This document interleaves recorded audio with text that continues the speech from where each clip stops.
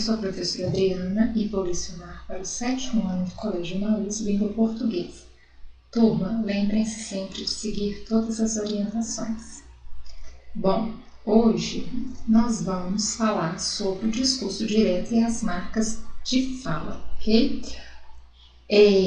Nós aprendemos na nossa última videoaula sobre o discurso direto e o discurso indireto. Então, qual que é a diferença dos dois? O discurso direto, lembra? É quando o personagem fala algo, né? Dentro de um contexto, dentro de uma frase. O personagem, a própria pessoa, fala. E o discurso indireto é o contrário, quando o narrador fala por ele, ok?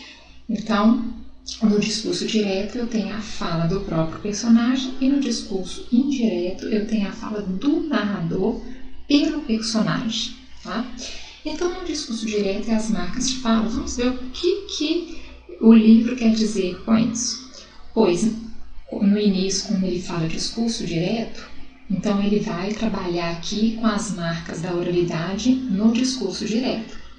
No diálogo criado para dar ao leitor a impressão de uma conversa real, são utilizadas algumas marcas na escrita para representar características da língua falada, da oralidade. São marcas da fala no texto escrito. Vamos ver como algumas dessas marcas da fala são representadas no texto aranha. Então, palavras e expressões da língua informal. Nós já estudamos sobre isso, vocês sabem que a linguagem informal é a linguagem que nós usamos mais no dia a dia, uma linguagem mais espontânea, tá? Onde entra aí os vícios de linguagem, as gírias, né? Então, releia algumas falas e observe as expressões destacadas. Estávamos batendo papo. Esse é o maior interesse do fato. Coisa vivida, batata. Era o violão, velho de guerra. Ora essa, claro, até logo. Isso foi contado por ele, hein? Tocou sei lá o quê. Nessas marcas aí de oralidade que estão destacadas, o que acontece nessas expressões? Batendo papo, coisa vivida, batata, velho de guerra, ora essa, claro, hein, sei lá o quê, são marcas da nossa fala, da nossa oralidade. Por quê? Porque nós temos o hábito de falar dessa forma, são como se fossem vícios de linguagem. Às vezes você fala, não, batata, mas não batata no sentido de comer, no sentido de um legume, ok? Então, batendo papo, nós falamos, fulano está batendo papo. Quando ele fala, era o violão velho de guerra, que é uma coisa resistente, antiga, nós temos o hábito a usar essa expressão velho de guerra para informar alguma coisa que seja antigo, mas que seja boa, que ainda não estragou, que ainda nós usamos, né? Claro, nós usamos o tempo todo, hein, sei lá o que, são tudo marcas o que? Da nossa oralidade. Os clássicos, música no duro, também.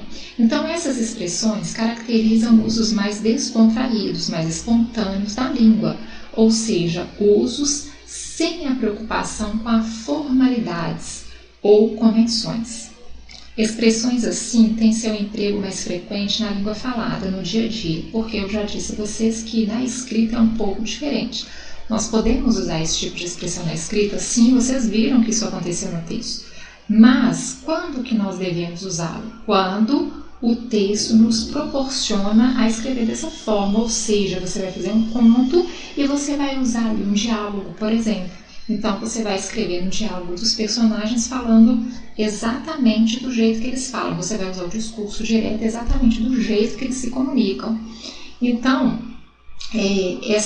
essas falas, esses vícios de linguagem, essas expressões, essas oralidades que nós temos o hábito de apenas falar, não muito de escrever, o que acontece? Vai poder ser escrito em alguns textos literários. Agora, um texto científico, uma dissertação, aí o uso dessa oralidade, dessas expressões são evitadas. Eu nem vou dizer deve ser evitadas, porque não deve escrever, ao contrário, não se deve escrever de maneira alguma, tá? A não ser que o tema seja propício para essas escritas, ou seja, que o tema pede essas escritas, tá?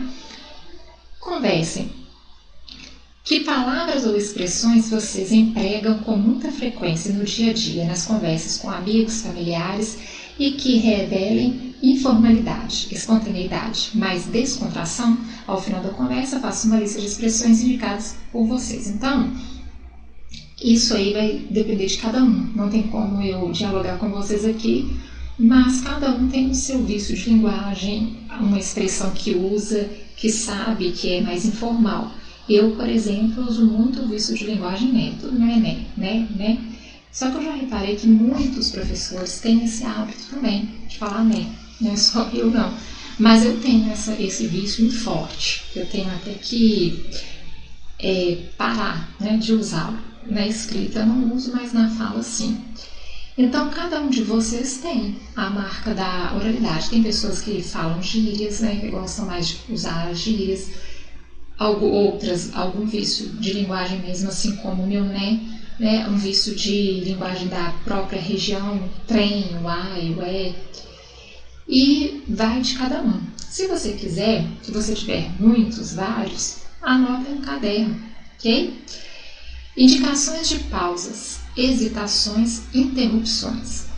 As pausas, hesitações e interrupções de frases podem indicar momento de dúvida, de incerteza, indicação de que outra fala iniciou, isto é, houve troca de turnos de fala, interrompendo quem estava falando. Releia como isso acontece no texto. Então, turnos de fala ao lado está explicando o que é.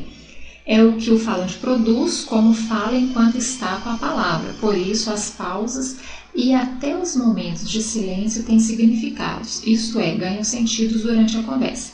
Então, turno de fala, eu acho que eu já havia comentado isso com vocês, que é quando nós estamos falando, eu estou com o turno da fala, ou seja, eu estou falando naquele momento, tá? Então, outra pessoa vai parar para me escutar. Ou também pode ser até os próprios, como diz aí, pensamentos. Eu estou pensando em algo, alguma coisa lá no texto, principalmente nos textos de tirinhas, né, quando eu tenho esse gênero textual, um quadrinho de tirinha, que tem aquele balão com aqueles pontinhos que significa pensamento. Então, o personagem está pensando e geralmente existe as escritas ou então só o balão. Às vezes tem o balão com a escrita, mas é aquele balão de pensamento que são aqueles pontinhos, tá? Que significa balão de pensamento. Ele não está falando, mas ele está pensando. Então eu tenho essas frases. Está bem, então até logo. Tenho de apanhar o elevador. Bem, eu vou indo, você sabe, eu sou escravo. Ora essa, claro, até logo. A luz alaranjada não é do motor, é do bem. Isso não, vem ao caso. Então, quando eu tenho esse turno da fala, é quando o próprio falante está com a fala no momento. E as pessoas ao seu redor estão o quê? Escutando, prestando atenção, tá? Na escrita, a pontuação empregada para indicar interrupções na fala são as reticências, como se pode observar nesses trechos. Então, nos trechos aqui, eu tenho reticências. Do uso possível da reticências é esse, né? Quando alguém fala, por exemplo, estou criando um texto e eu vou colocar exemplos no texto, mas eu não quero colocar todos os exemplos ou falar sobre aquilo tudo. Então eu vou fazer o quê? Vou colocar reticências, ok? Do uso, né? Porque também pode indicar algum mistério, também, assim como aspas, né? Então, repetições de palavras ou expressões. Outra coisa, turma, que eu esqueci de falar, a reticências, ela, na verdade, ela não pode ser também empregada muito no texto científico nem na dissertação. Porque, por exemplo, na dissertação, quando vocês vão aprender a fazer uma dissertação, você não pode deixar margem para que o leitor não entenda o que você quis dizer. Porque a dissertação é um tipo de texto em que você vai informar, é como se fosse uma reportagem que você vai informar algo, dando a sua opinião sem usar a primeira pessoa, o eu. Você vai colocar fatos realmente que acontecem, que já pode até ser que já aconteceram, mas fatos que você tem certeza, ok? Então é bom evitá-la também. Mas quando nós estivermos produzindo dissertação, aí eu vou explicar direitinho. Repetições de palavras ou expressões. Na fala, em muitos momentos, fazemos uso de repetições para enfatizar uma ideia, demonstrar nossa certeza ou até expressar uma dúvida. Veja no exemplo. Não é preciso, fica para outra vez. Muitas vezes nós repetimos, as palavras ao meu neto, muitas vezes repetimos. E para que essas repetições? Às vezes para enfatizar uma ideia, outras para dar aquela hesitação de dúvida ou a expressão de demonstrar alguma certeza. Isso também é, como eu falei, muito na fala, na escrita vai depender do contexto do texto a qual você está escrevendo, do tipo de gênero, tá? Elementos de ligação entre as falas. Isso aqui é muito importante, porque o que são esses elementos? Esses elementos, ele traz para o nosso texto a coesão, ok? Então, o que acontece? Se você está produzindo, até mesmo produzindo um texto ou falando alguma coisa, e você não sabe usar a conjunção correta ali, você vai dar um outro sentido, um outro significado, tanto a sua fala quanto a sua escrita. Então você tem que saber usar esses elementos de ligação, que são as partes da gramática que nós estudamos, como pronome, como as conjunções que eu acabei de falar, as preposições. Nós temos que saber usar corretamente esse tipo de linguagem, tá? Porque se eu quero usar ali uma oposição e usar uma conjunção de soma, vai dar um sentido contrário à minha frase, tá? Então, enquanto falamos, empregamos algumas palavras e expressões que ajudam a encadear o discurso. Observe no texto. Pergunta dirigida a mim. Era mais fácil concordar. Conheci. Pois olhe, foi com mel. Então aqui, pois, tá vendo? Uma conjunção. Pois olhe, foi com mel. Leia este outro trecho. Estava escutando. Evidentemente estava. Aí ele quis completar a experiência. Olha, o aí. Aí ele quis completar a experiência. Reparem que se eu tirar esse aí, quando eu digo assim, estava escutando, evidentemente estava. Ele quis completar a experiência. Dá sentido? Dá. Mas o que é esse aí que ele fala? Além daquilo tudo ali, ele quis completar a experiência. Então, aí ele quis completar a experiência. Tá vendo como que é importante saber usar esses elementos de ligação? Quando você dá continuidade sem o aí, tem sentido? Tem. Mas quando você fala o aí, você quer explicar algo que você disse anteriormente, em que sentido? Você diz, aconteceu isso, aí, tá vendo? Você está dando o quê? Continuidade, tá? Então, é comum o emprego de expressões como então, aí, daí, assim marcando a continuidade do que se diz. Essas expressões ajudam a dar continuidade ao que está sendo dito.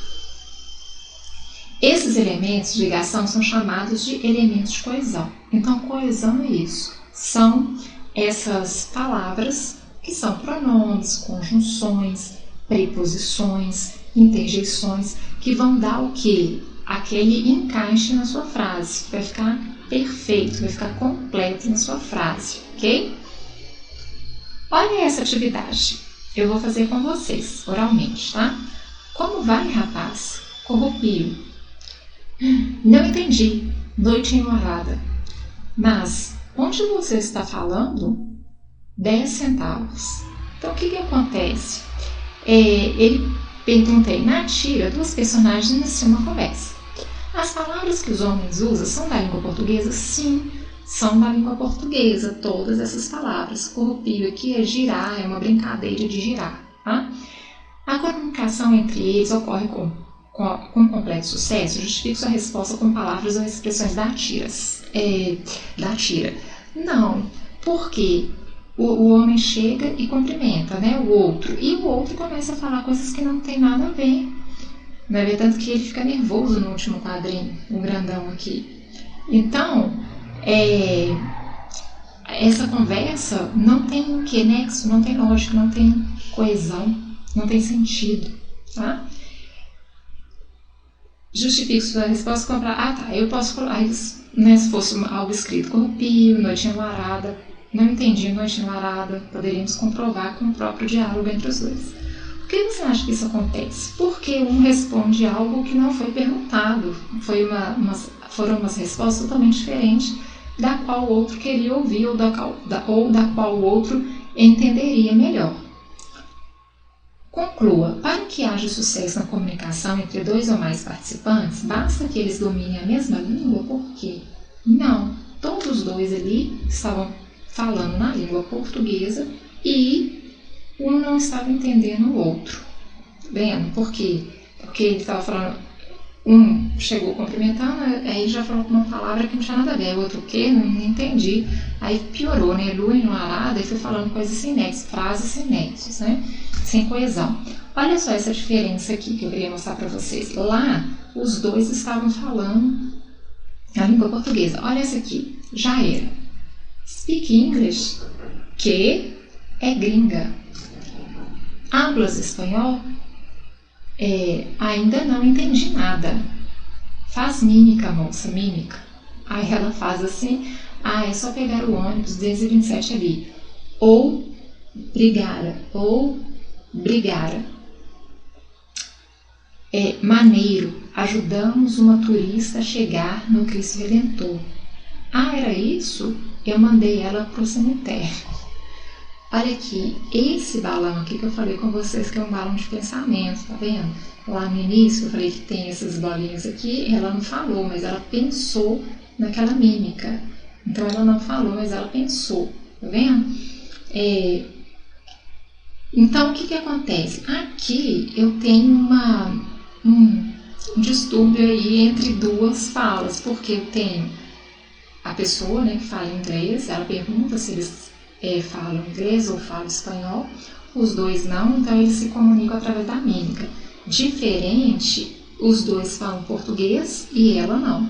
Diferente do de cima, porque essa aqui de cima, os dois falam português e não estavam conseguindo se comunicar. Aqui acontece a mesma coisa, eles não conseguem se comunicar, mas por quê? Porque ela fala uma outra língua, não o português. Mas isso não significa que, falando português, as duas pessoas, existe essa comunicação fluente, tá? É isso que eu queria mostrar para vocês, entre essa história em quadrinhos e entre essa história em quadrinhos. Tem que haver não só o elemento de coesão, como foi mostrado na primeira tirinha, mas também o elemento de, mesmo que você não fale a mesma língua que a pessoa, se você for conversar por mímica, igual aconteceu aqui, você pode mesmo assim dar informação errada. Só que não precisa ser eu falar a mesma língua que a outra para ter entendimento na comunicação, se não houver o que? Esclarecimento e principalmente coesão entre as falas. Bom, eu deixei atividades no PowerPoint porque no livro de vocês não tem atividades sobre essa parte do conteúdo, né? Ela vem junto com discurso. Então eu deixei a interpretação de texto desse aqui, né, dessa tirinha já era, do outro não precisa responder, porque eu já respondi aqui com vocês. Vocês vão responder dessa tirinha, já era, menino Marquinho, tá? E algumas outras tirinhas também que eu deixei aí no PowerPoint. Como que você vai responder? Você não precisa copiar as perguntas para responder, você pode apenas colocar, por exemplo, menino Marquinho, número 1, resposta, 2, resposta.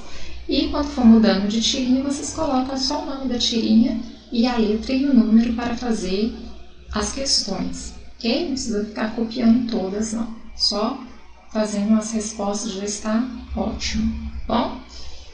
Bom, turma, eu termino por aqui e lembrem-se,